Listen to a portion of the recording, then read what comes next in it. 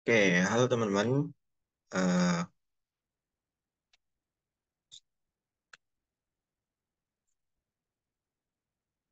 halo teman-teman. Hari ini kita akan melanjutkan pembahasan latihan soal UAS kimia. Pada saat ini kita akan membahas yang esainya di LJK pada semester ganjil sebelumnya ya teman-teman. Di sini sudah punya soal sebanyak 7 kalau nggak salah. Dan ini akan kita bahas 6 ya. Ini ada 6 soal dan kita akan bahas satu persatu, oke? Jadi untuk soal pertama, di sini ada soal yang dua komponen zat bereaksi menurut persamaan A tambah 2B menjadi C tambah 2D. Lalu pada satu percobaan, 2 mol zat A dicampur dengan 1,5 mol zat B dalam wadah 2 liter. Jika setelah kesetimbangan tercapai, mol zat A adalah 1,5 mol, maka hitunglah nilai Kc reaksi tersebut. Oke, diketahui di sini ada, oh ya, kalau misalkan untuk menjawab esai itu harus ditulis, diketahui, ditanya, dan dijawabnya ya. Jangan sampai kalian lupa. Oke, diketahui di sini mol zat A pada awalnya adalah 2 mol. Lalu mol zat B adalah 1,5 mol dengan volume wadah 2 liter. Nah, diketahui di sini jika setelah kesetimbangan tercapai, mol zat A adalah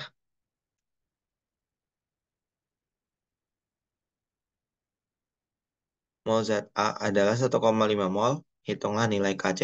Oke, di sini kita harus dalam kesetimbangan kita harus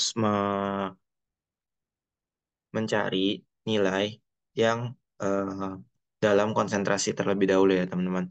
Jadi di sini untuk mol A sisanya itu adalah 1,5 mol. Dan ini semua kan baru diketahui dalam mol ya. Dan kita harus konversi ke molaritas. Di sini berarti untuk tahu cara molaritas dari A0, B0, lalu ada A pada saat T, pada saat sisa, pada saat S. Di sini rumus konsentrasi seperti yang kita udah tahu bersama, yaitu mol A dibagi dengan volume. Yang B juga sama, mol B dibagi dengan volume. Lalu mol A sisa adalah mol A sisa dibagi volume. Maka di sini didapatkan 2 dibagi 2, itu molnya A adalah 2, sementara volumenya adalah 2 liter. Jadi 2 bagi 2 sama dengan 1 molar. Lalu selanjutnya untuk mol B itu adalah 1,5 dibagi 2 dengan eh, molaritasnya adalah berarti ini 0,75 molar. Lalu mol A sisa adalah 1,5 dibagi 2 juga sama dengan 0,75 molar. Maka di sini kita udah mencari nilai-nilai konsentrasi yang diketahui. Lalu yang ditanya adalah kan nilai Kc-nya. Ditanyanya adalah nilai Kc reaksi.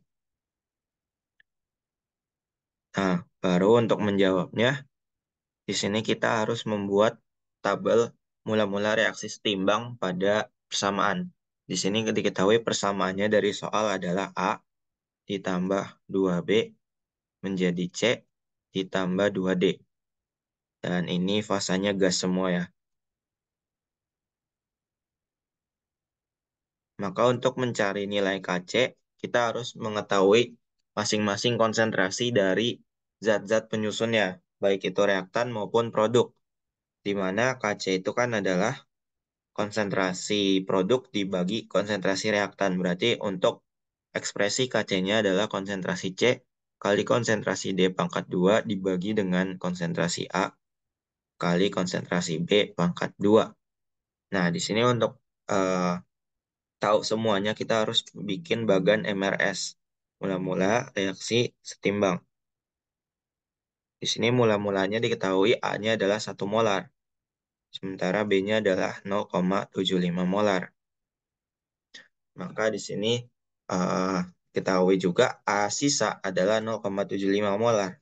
Maka di sini yang kita masukkan ke bagan AS ini, kita akan masukkan ke A pada saat bersisa gitu. Jadi 0,75 M kita taruh di bawah sisa dari A itu. Tuh. Nah, lalu untuk yang bereaksinya, itu kita tinggal kurangin saja. Kita bisa tahu bahwa untuk mencari A yang bereaksi, ini cukup A0 dibagi dikurang A sisa, sorry. Terus, 1 dikurang 0,75, yaitu 0,25 molar. Maka di sini yang bereaksi A-nya adalah sebanyak 0,25 molar. Lalu selanjutnya untuk yang B, di sini kita lihat aja perbandingan koefisiennya dengan A, yaitu 2:1. Maka B yang bereaksi adalah sebanyak 0,5 molar. Jadi eh, untuk yang C ini 1:1 dengan A, jadi bertambah sebanyak 0,25 molar dan D itu 2:1 terhadap A, maka yang D akan bereaksi yang B akan terbentuk sebanyak 0,5 molar. Maka di sini untuk konsentrasi masing-masing tersisanya adalah untuk B-nya itu adalah 0,25 molar, karena 0,75 kurang 0,5 sama dengan 0,25. Lalu yang C adalah 0,25 molar, dan yang D adalah 0,5 molar. Nah, di sini udah diketahui semua konsentrasi reaktan dan produk yang ada, maka di sini kita tinggal masukkan ke ekspresi Kc, yaitu konsentrasi C-nya adalah 0,25 dikali dengan konsentrasi D, yaitu 0,5 kuadrat, dibagi dengan konsentrasi A 0,75 dikali konsentrasi B 0,25 pangkat 2. Maka nanti untuk KC-nya kita tinggal hitung saja menggunakan kalkulator,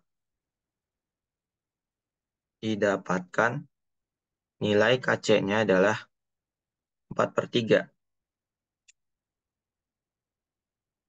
atau 1,333.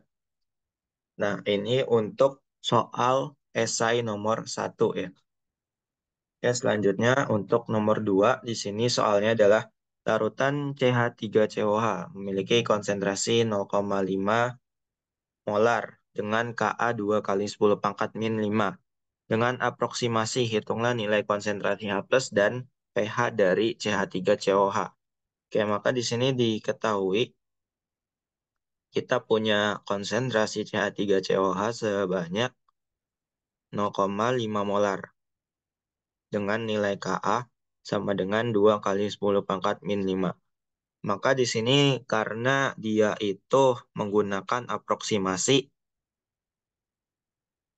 di soal ter udah apa namanya ada keterangan harus menggunakan aproksimasi, maka di situ kita bisa memakai cara yang pakai rumus ya.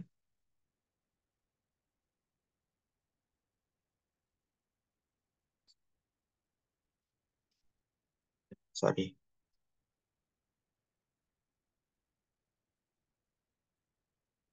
Oke, di sini untuk ditanyanya adalah konsentrasi H plus dan nilai pH.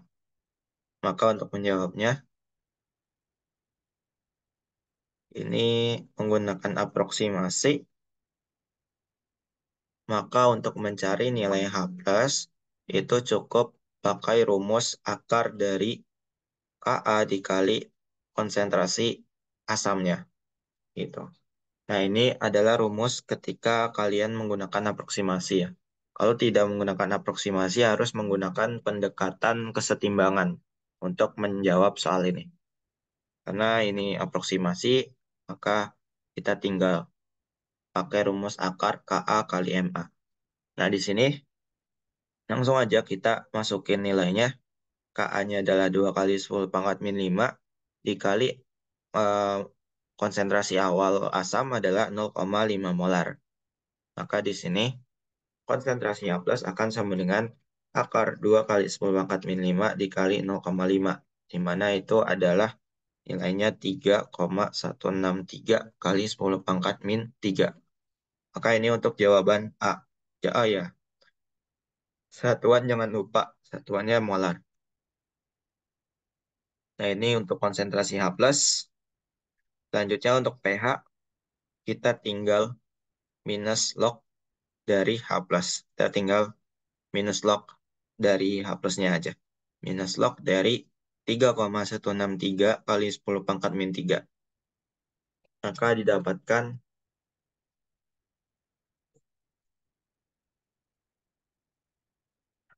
pH-nya adalah sebesar 2,5. Maka ini untuk jawaban nomor 2, di mana konsentrasi H plusnya adalah 3,163 kali 10 pangkat min 3 molar, dan pH-nya adalah 2,5. Oke, selanjutnya,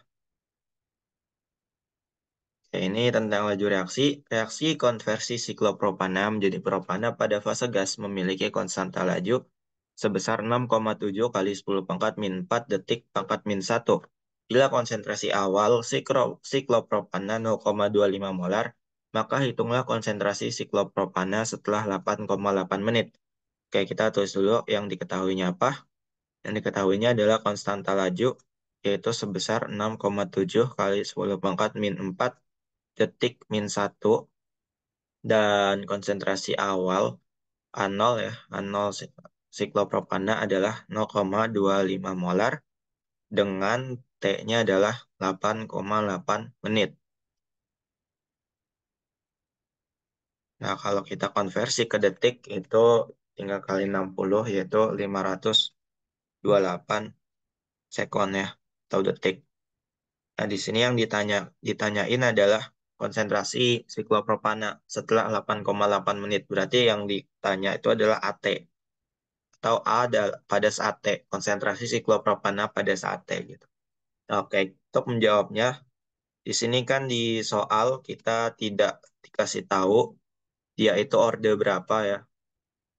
Kalau punya orde kan tinggal, kalau dikasih tahu orde kan kita tinggal eh, apa lihat persamaannya aja tinggal masukin gitu. Nah, di sini kita lihat dari satuan sikanya.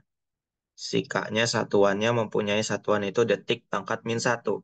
Di mana untuk satuan dari konstanta laju itu dapat kita measuring, dapat kita tentukan dengan cara molaritas pangkat 1 minus N kali detik pangkat min 1 atau satuan waktu yang lainnya. Ini sini satuan waktu.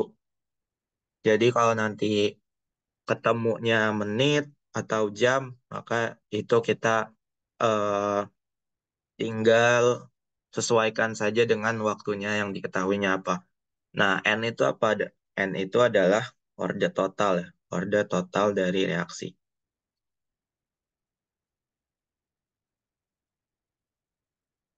Jadi kalau kita punya orde 0, berarti satuan K-nya itu akan sama dengan M pangkat 1 min 0 kali second min 1 atau molar second min 1 gitu. Kalau kalau N-nya 0, kalau N-nya 1, maka M si K-nya itu akan mempunyai satuan M pangkat 0 kali S min 1 atau S min 1. Kalau N-nya sama dengan 2, berarti K-nya akan mempunyai satuan M pangkat min 1 kali S pangkat min 1 gitu. Nah, di sini kita harus tahu itu untuk mengetahui orde berapa sih sebenarnya si reaksi itu terjadi gitu ya, biar dapat persamaan yang sesuai apa gitu. Nah, di sini kalau kita lihat karena nilai satuan K-nya itu adalah detik pangkat min 1, maka di sini si reaksi akan mempunyai orde 1. karena sesuai dengan satuan K-nya di sini detik pangkat min satu ya yang ini.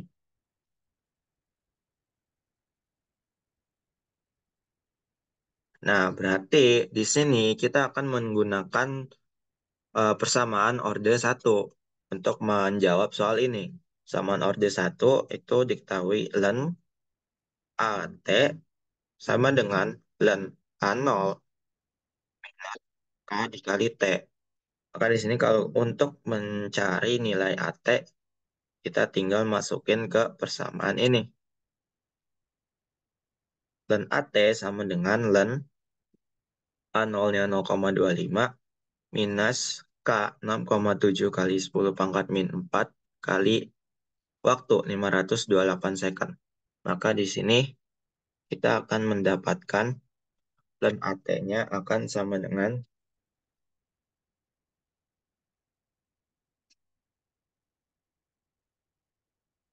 minus 1,74.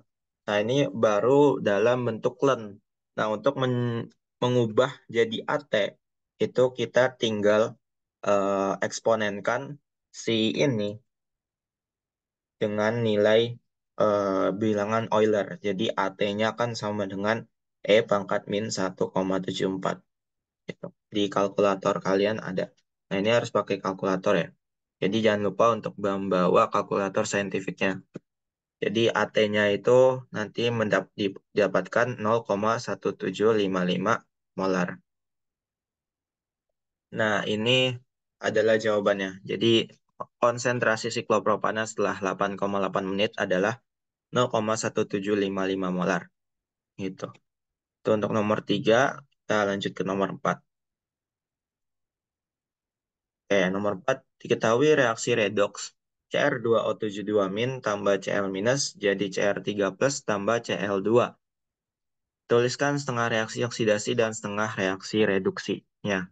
Oke, untuk menjawab ini kita tinggal lihat.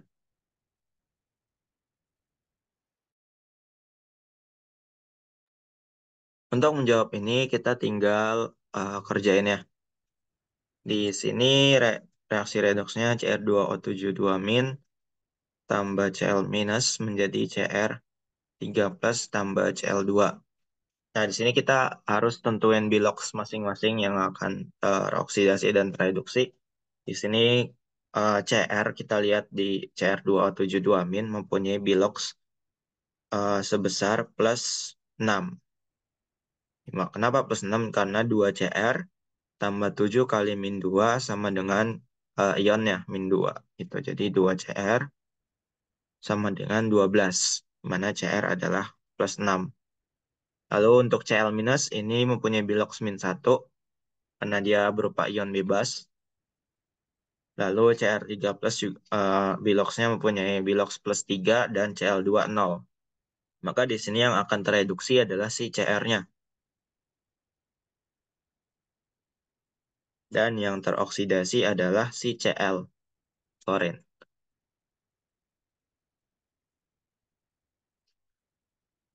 Oke, berarti di sini untuk reaksi oksidasi dan setengah reaksi reduksinya, kita tinggal pisahin mereka gitu. Oksidasinya Cl- menjadi Cl2. Di sini kita setarakan, ini 2 Cl-, ini 2 elektron. Dan yang reduksinya adalah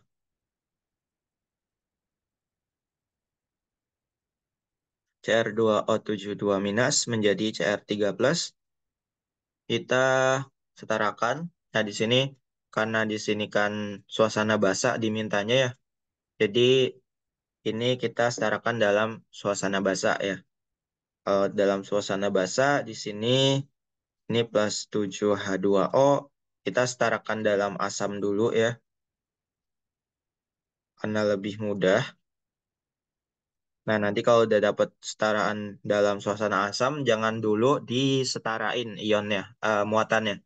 Kita tambahin dulu H- supaya dia jadi basa.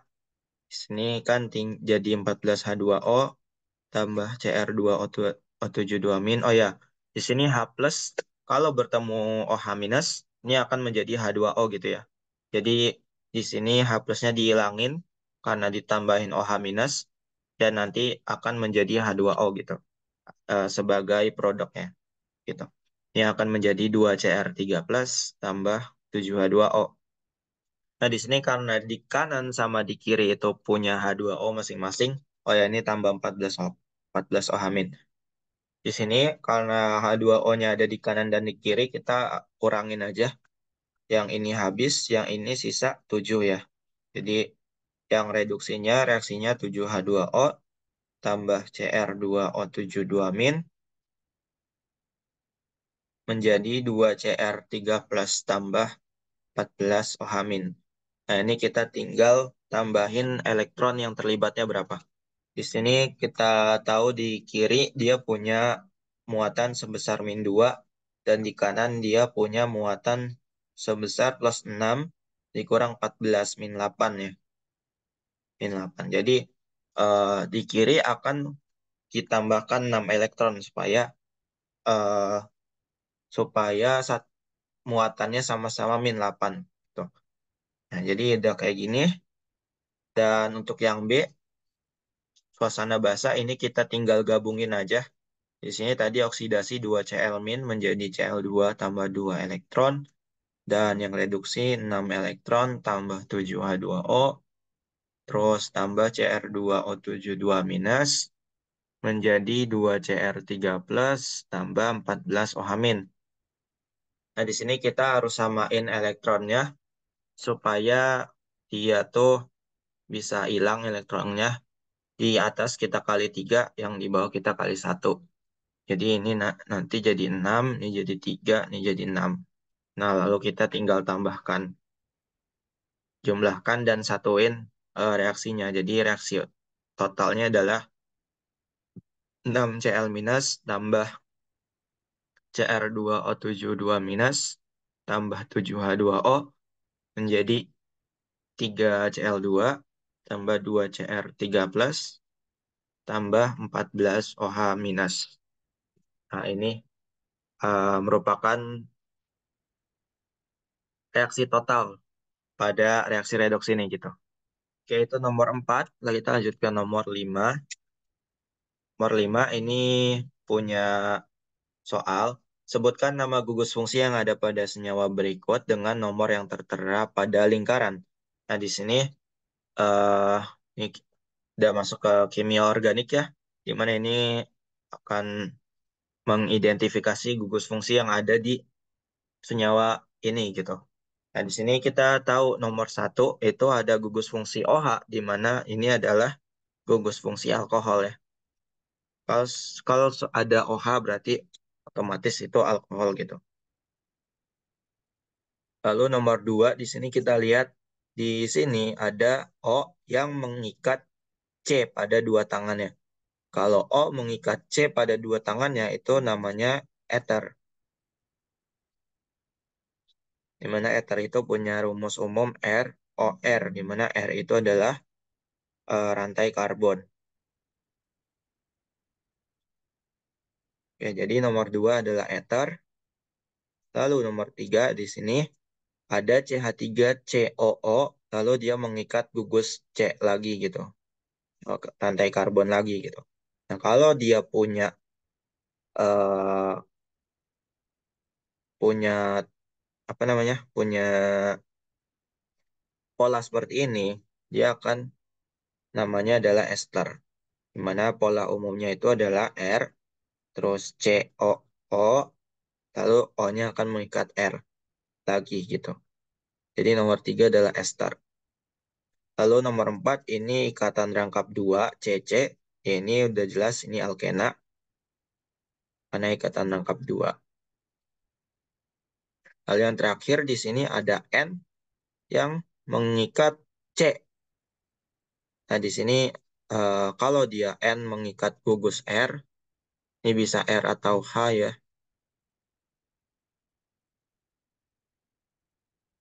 Maka gugusnya itu adalah gugus amina namanya.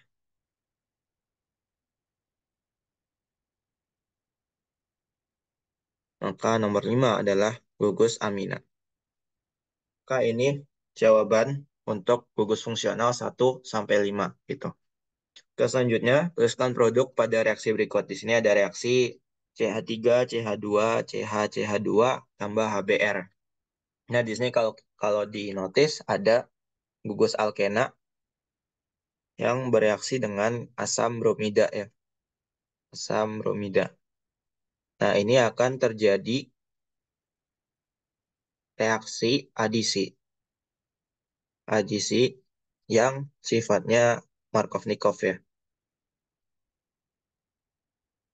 Jadi eh, atom hidrogen itu bakalan masuk ke di antara ini yang punya hidrogen yang lebih banyak gitu. Dan yang Br-nya itu akan masuk ke satu lagi gitu. Jadi kalau kita lihat di sini yang akan masukkan antara karbon yang ini sama karbon yang ini. Karbon 1 sama karbon 2. Di sini karbon satu punya 2H, sementara karbon 2 punya cuman 1H. Maka di sini hidrogen dari HBr akan masuk ke karbon 2. Masuk hidrogen dari HBr. Sementara Br-nya akan, sorry, kebalik ya. Jadi lebih sedikit, yang lebih sedikit yang ditinggalkan. Ya konsepnya yang kaya makin kaya sih gitu. Jadi yang akan masuk hidrogennya itu yang C1. Sementara yang Br akan masuk ke C2. Maka kalau kita gambarkan strukturnya, struktur produknya akan jadi seperti ini. CH3, CH2, CH, terus ini Br. Lalu selanjutnya CH2-nya tambahan satu hidrogen jadi CH3. Maka eh, struktur struktur produknya akan jadi seperti ini. Untuk namanya sendiri itu adalah 2 bromo butana, yaitu untuk nomor 5. Kita selanjutnya untuk nomor terakhir. Nomor terakhir ini gambar struktur primer protein GLY ala ser sama ASN. Sebenarnya ini harusnya GLN ya, karena diketahui rantai sampingnya itu cuman glisin, alanin, serin sama kalau nggak salah ini glutamin ya. Jadi protein itu tersusun dari asam amino ya. Jadi eh, asam amino ini punya 20 jenis, 20 jenis ya, banyak. Nah, di sini kita harus menggambarkan struktur primer protein yang terdiri dari asam amino ini gitu.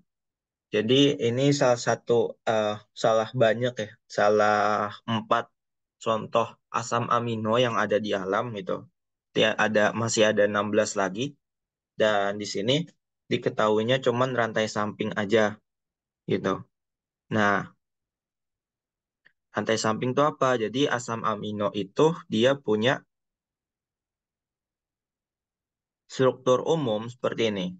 Ini ada C, terus ada gugus asam karboksilat, COH, terus di sininya ada gugus NH2, dan di sini ada gugus hidrogen, dan satu lagi ini adalah gugus samping namanya, atau gugus fungsional. Nah, gugus fungsional ini itu yang membedakan antara asam amino satu dan asam amino lain. Jadi, untuk asam amino, misalkan glisin, itu gugus fungsionalnya berupa hidrogen. Jadi, glisin itu akan eh, berbentuk seperti ini, mempunyai struktur seperti ini, CH, nah R-nya ganti H gitu, jadi COH. Nah ini glisin. Lalu selanjutnya alanin itu punya gugus fungsi CH3, maka struktur alanin akan jadi seperti ini, CH3, hidrogen, dan ini COH gitu. Ini alanin. Dan seterusnya sampai 20 gitu. Yang NH2, COH sama H itu tetap sama di 20 asam amino itu tetap ada gitu. Nah, lalu di sini eh, si asam amino ini bisa bergabung menjadi polimer yang nantinya akan membentuk protein. Nah, penggabungannya itu berdasarkan polimerisasi kondensasi, di mana di sini kalau ada asam amino, ini R1 misalkan,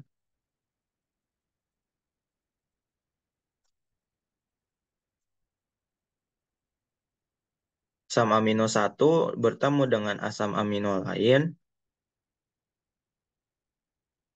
ini akan bisa membentuk yang namanya ikatan peptida. Ikatan peptida itu kalau kita gambarin secara struktural ya, lebih detail lagi, ini COOH, terus ini NH2. Nah, ini nanti dia akan membentuk kondensasi. Kondensasi itu artinya adalah mengeluarkan air, di mana di sini OH dari COH terus sama satu hidrogen dari NH2 akan membentuk air, dan nanti yang C ini akan bergabung sama N ini, membentuk yang namanya ikatan peptida. Gitu. Nah, nanti kalau misalkan dia bergabung, dia akan menjadi seperti ini. H2N, C, R1, hidrogen, terus COO, CO. Terus di sini karena C-nya mengikat N, maka di sini jadi NH. Ini C, R2, hidrogen, sama COH. Dan seterusnya sampai dia membentuk ikatan, eh, membentuk protein yang dia memiliki fungsional tersendiri gitu. Nah, jadi kalau untuk struktur primer protein glisin, alanin, dan seterusnya itu tinggal kita pasang aja gitu, kayak kayak puzzle lah, kayak puzzle, dan nanti kita tinggal lihat isi dengan gugus sampingnya aja gitu. Nah, ini kan ada empat ya, ada empat macam: glisin, alanin, serin, sama glutamin ya. Ini glutamin. Nah, di sini kita ada empat asam amino kan, ada empat asam amino ya, kita tinggal ini aja dulu, apa, sambung-sambungin aja dulu empat asam amino. Nanti kita tinggal isi dengan si eh, fungs eh, apa gugus fungsinya gitu. Jadi di sini ada H2N, CH, ini kosongin dulu ya, COO, NH, C. Nah, ini kita gambar dulu sebanyak empat.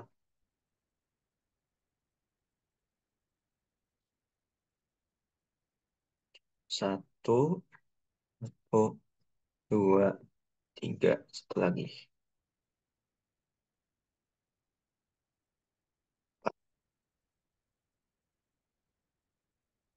Nah, ini udah ada empat macam gabungan antara asam amino.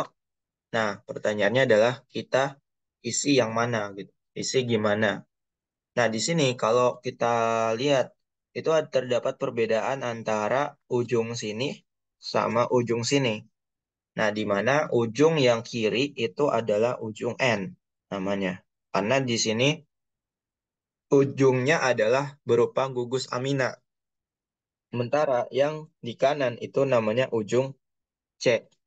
Nah, di mana ini ujung C itu adalah ujung yang COH gitu, gugus fungsinya gitu.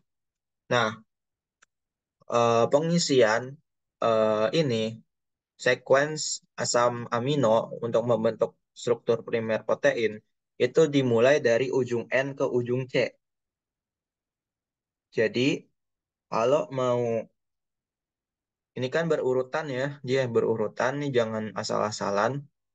Jadi kalau dia berurutan, kita harus urut dari ujung N ke ujung C. Jadi untuk urutan pertama kita isi dengan glisin, urutan kedua kita isi dengan alanin, urutan ketiga kita isi dengan serin, dan urutan ketiga kita isi dengan glutamin gitu. Urutan keempat, sorry. Urutan keempat kita isi dengan glutamin gitu. Jadi di sini untuk Yang satu itu glisin, kita ganti dengan hidrogen, berarti ini hidrogen. Lalu yang kedua itu kita ganti dengan alanin. Alanin itu CH3, berarti di sini CH3. Lalu yang ketiga ada serin. Serin itu gugusnya adalah CH2OH, maka di sini yang C3 itu adalah CH2OH. Dan terakhir glutamin, di sini CH2, CH2, CO, NH2. Di sini kita tinggal copy aja CH2, CH2, CO, NH2. Nah, maka inilah struktur primer protein yang diminta di soal gitu. Di mana glisin itu pertama dan glutamin itu terakhir gitu ya. Dan jangan dilupakan ujung N dan ujung C-nya. Dan membentukkan ikatan peptidanya seperti apa itu harus di eh, dipahami ya, dipahami. Jadi itu untuk pembahasan esai dari pembahasan UAS kimia ini. Oke, eh, kurang lebihnya mohon maaf. Assalamualaikum warahmatullahi wabarakatuh.